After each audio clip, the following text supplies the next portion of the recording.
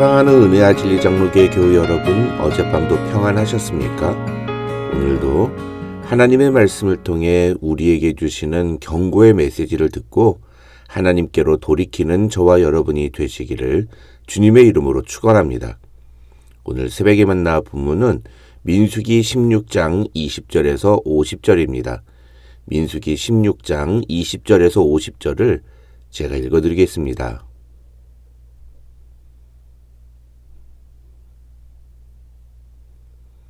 여호와께서 모세와 아론에게 말씀하여 이르시되 너희는 이 회중에게서 떠나라. 내가 순식간에 그들을 멸하려 하노라. 그 두 사람이 엎드려 이르되 하나님이여 모든 육체의 생명이 하나님이여 한 사람이 범죄하였거늘 온 회중에게 진노하시나이까? 여호와께서 모세에게 말씀하여 이르시되 회중에게 명령하여 이르기를 너희는 고라와 다단과 아비람의 장막 사방에서 떠나라 하라. 모세가 일어나 다단과 아비람에게로 가니 이스라엘 장로들이 따랐더라.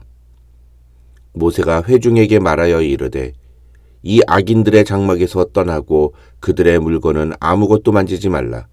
그들의 모든 죄 중에서 너희도 멸망할까 두려워하노라 하매 무리가 고라와 다단과 아비람의 장막 사방을 떠나고 다단과 아비람은 그들의 처자와 유아들과 함께 나와서 자기 장막문에 선지라. 모세가 이르되 여호와께서 나를 보내사 이 모든 일을 행하게 하신 것이요 나의 임의로 함이 아닌 줄을 이 일로 말미암아 알리라. 곧 이 사람들의 죽음이 모든 사람과 같고 그들이 당하는 벌이 모든 사람이 당하는 벌과 같으면 여호와께서 나를 보내심이 아니거니와 만일 여호와께서 새 일을 행하사 땅이 입을 열어 이 사람들과 그들의 모든 소유물을 삼켜 산채로 수올에 빠지게 하시면 이 사람들이 과연 여호와를 멸시한 것인 줄을 너희가 알리라. 그가 이 모든 말을 마치자마자 그들이 섰던 땅바닥이 갈라지니라. 땅이 그 입을 열어 그들과 그들의 집과 고라에게 속한 모든 사람과 그들의 재물을 삼키매 그들과 그의 모든 재물이 산채로 스올에 빠지며 땅이 그 위에 덮이니 그들이 회중 가운데서 망하니라. 그 주위에 있는 온 이스라엘이 그들의 울부짖음을 듣고 도망하며 이르되 땅이 우리도 삼킬까 두렵다 하였고 여호와께로부터 불이 나와서 분향하는 250명을 불살랐더라. 여호와께서 모세에게 말씀하여 이르시되 너는 제사장 아론의 아들 엘르아살에게 명령하여 붙는 불 가운데에서 향로를 가져다가 그 불을 다른 곳에 쏟으라. 그 향로는 거룩함이니라. 사람들은 범죄하여 그들의 생명을 스스로 해하였거니와 그들이 향로를 여호와 앞에 드렸으므로 그 향로가 거룩하게 되었나니 그 향로를 쳐서 제단을 싸는 철판을 만들라. 이스라엘 자손에게 표가 되리라 하신지라. 제사장 엘르아살이 불탄 자들이 드렸던 놋 향로를 가져다가 쳐서 제단을 싸서 이스라엘 자손의 기념물이 되게 하였으니 이는 아론 자손이 아닌 다른 사람은 여호와 앞에 분향하러 가까이 오지 못하게 함이며 또 고라와 그의 무리와 같이 되지 않게 하기 위함이라. 여호와께서 모세를 시켜 그에게 명령하신 대로 하였더라. 이튿날 이스라엘 자손의 온 회중이 모세와 아론을 원망하여 이르되 너희가 여호와의 백성을 죽였도다 하고 회중이 모여 모세와 아론을 칠 때에 회막을 바라본즉 구름이 회막을 덮었고 여호와의 영광이 나타났더라. 모세와 아론이 회막 앞에 이르매 여호와께서 모세에게 말씀하여 이르시되 너희는 이 회중에게서 떠나라. 내가 순식간에 그들을 멸하려 하노라 하시매 그 두 사람이 엎드리니라. 이에 모세가 아론에게 이르되 너는 향로를 가져다가 제단의 불을 그것에 담고 그 위에 향을 피워가지고 급히 회중에게로 가서 그들을 위하여 속죄하라. 여호와께서 진노하셨으므로 연병이 시작되었음이니라. 아론이 모세의 명령을 따라 향로를 가지고 회중에게로 달려간즉 백성 중에 연병이 시작되었는지라. 이에 백성을 위하여 속죄하고 죽은 자와 산 자 사이에 섰을 때에 연병이 그치니라. 고라의 일로 죽은 자 외에 연병에 죽은 자가 14,700명이었더라. 연병이 그침에 아론이 회막문 모세에게로 돌아오니라.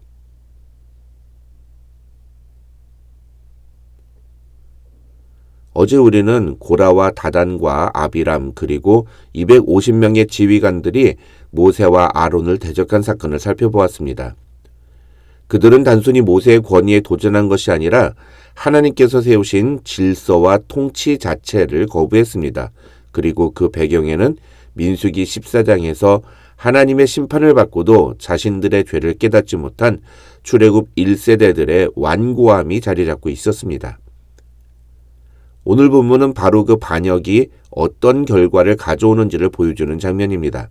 오늘 본문은 크게 세 부분으로 나눌 수 있습니다. 첫째는 고라의 일당의 반역에 대한 하나님의 심판이 담겨있는 20절에서 35절입니다. 이 심판은 크게 세 부류의 대상으로 구분할 수 있는데 첫째로 20절에서 22절을 보면 하나님은 회중, 그러니까 이스라엘 민족 전체를 다시 멸망시키시겠다고 말씀하십니다. 그러자 모세와 아론은 하나님께 엎드려서 한 사람이 범죄하였거늘 온 회중에게 진노하시나이까 라며 하나님의 용서를 구합니다. 그러자 하나님은 온 회중에게 고라와 다단과 아비람의 장막 사방에서 떠나라고 말씀하시면서 이 악인들의 장막에서 떠나고 그들의 물건은 아무것도 만지지 말라. 그들의 모든 죄 중에서 너희도 멸망할까 두려워하노라고 말씀하십니다.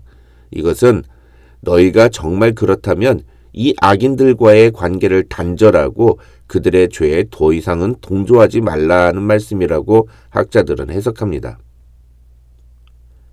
하나님은 우리가 죄와 단절하기를 원하십니다. 그런데 죄와의 단절이란 곧 악인들과의 관계를 단절하는 것을 의미합니다.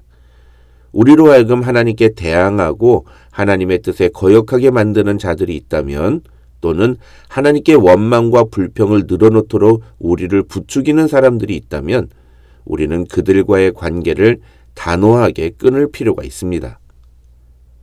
그러자 온 이스라엘 회중은 고라와 다단과 아비람의 장막에서 떠났다고 27절은 말합니다. 그 후 하나님은 본격적으로 고라 일당에 대한 심판을 진행하십니다.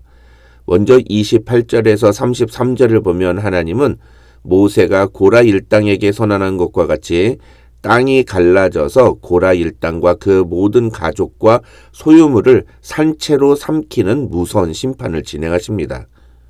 이것은 그냥 자연적인 죽음이 아닌 초자연적인 하나님의 특별한 심판임을 모세는 분명하게 선언하면서 하나님이 이런 죽음을 통해 이들을 심판하신 것은 이들이 여호와를 멸시했기 때문이라고 29절과 30절에서 분명하게 밝힙니다. 그 다음 두 번째 심판은 이 고라와 다단과 아비람을 지지하며 모세에게 반기를 들었던 250명에 대한 심판입니다. 35절이 그 내용인데요. 이 250명에 대한 심판은 여호와의 불이 나와서 분향하는 250명을 불살랐다는 짧은 내용으로 끝나기 때문에 우리가 주의 깊게 읽지 않으면 그냥 지나치기가 쉽습니다. 하지만 이 내용은 사실 매우 중요한 의미를 담고 있습니다. 이 내용은 우리가 민수기 3장에서 다루었던 아론의 두 아들 나답과 아비후가 죽은 경우와 거의 똑같은 상황이기 때문입니다. 물론 민수기 3장 4절을 보면 나답과 아비후는 여호와 앞에 다른 불을 들이다가 죽었다고 되어 있지만 레위기 10장 2절을 보면 불이 여호와 앞에서 나와서 나답과 아비후를 삼켰다고 성경은 분명하게 말합니다. 레위기에서는 여호와 앞에서 불이 나왔다고 하고 오늘 본문에서는 여호와에게서 나왔다고 되어 있지만 사실 이 둘은 의미가 똑같은 말이라고 해도 틀린 말은 아닙니다. 다시 말해서 이 250명의 죽음은 단순한 반역에 대한 처벌이 아니라 나답과 아비후처럼 하나님의 거룩을 침범하고 하나님이 명령하신 대로 순종하지 않은 것에 대한 심판의 의미를 담고 있다. 이렇게 설명할 수 있다는 것입니다.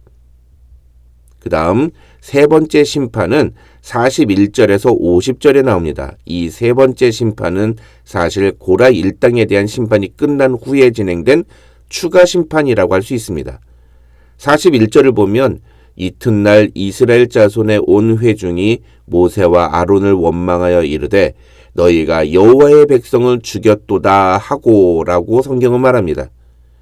땅이 갈라져서 고라 일당의 주범과 그 일가족이 땅에 삼켜지고 하나님께로부터 불이 나와서 250명의 고라 일당이 모두 소멸되는 그 무서운 하나님의 심판을 두 눈으로 똑똑히 보았음에도 불구하고 이스라엘 백성들은 그들의 죽음이 모세와 아론 때문이라고 원망했다는 것입니다.